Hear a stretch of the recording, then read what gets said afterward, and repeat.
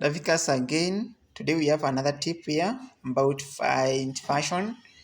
It comes at a time when you have double hyphens. That means tracing the particular uh, strings, digits from the string, it becomes as a bit difficult. But now you can next the find function and be able to get the text that you want after a given hyphen of from a given position.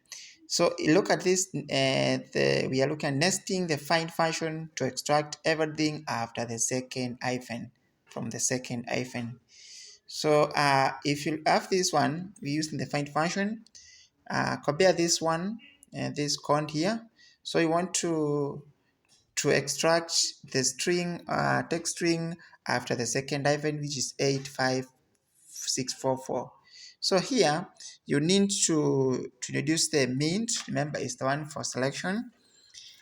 We are selecting the string is in B6.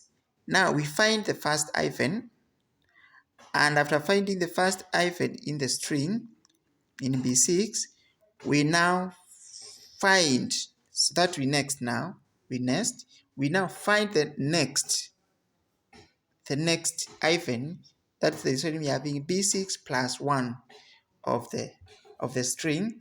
And when we do that, we get the above that any content. This 10,000 gives you an above string, any string after any character after the second hyphen should be extracted. That's the reason we have this kind of formula.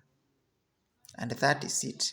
Remember, if you don't follow me, you'll not get me again, and you'll not be able to get this knowledge. So make sure you follow me.